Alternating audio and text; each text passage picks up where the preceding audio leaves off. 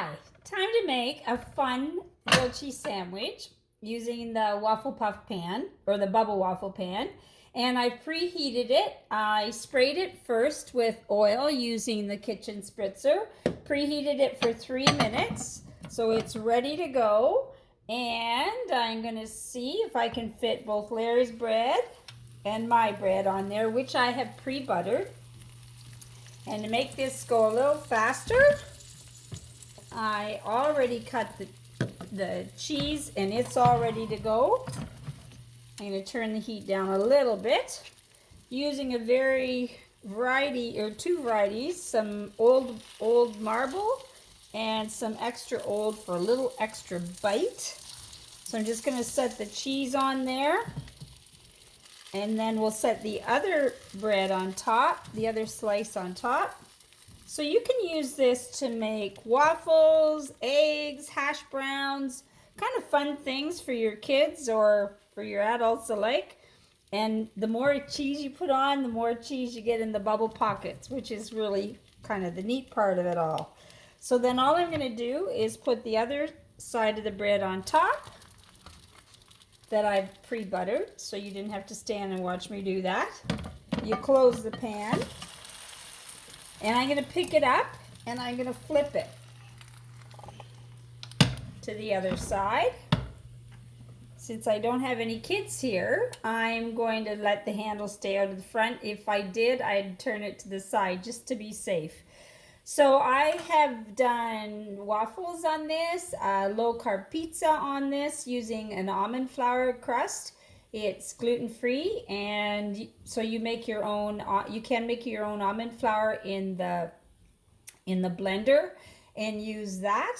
And it's a really good pizza. It's packed with a lot of just really neat, great flavors.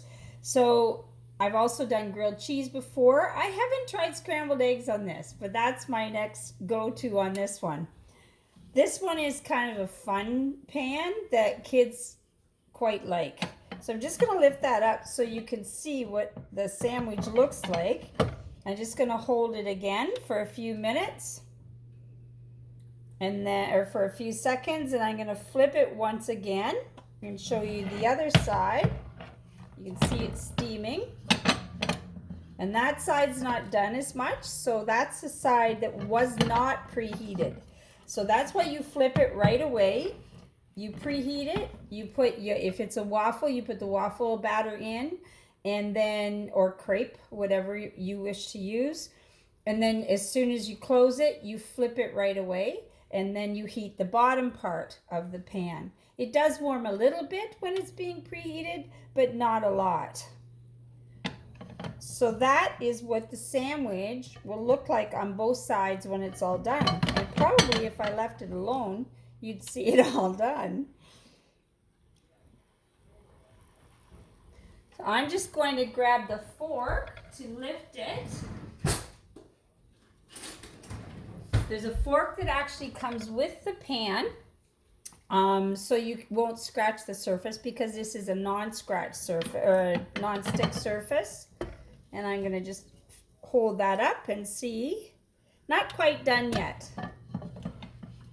Shouldn't have turned it down quite so much.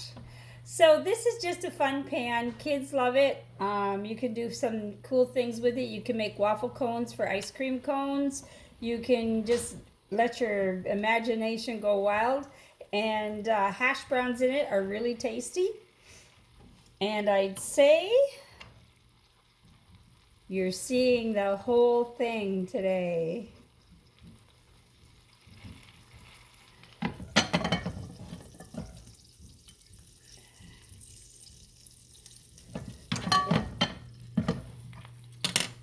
So what I'll do is I'll pause it for a second till it gets done, and I'll show you the finished product. So the sandwiches are done. And I'm just going to flip them over one more time. Actually, I let them get a little too done. Sorry about that. And you can have a peek They kind of join together because I put a little extra cheese in them.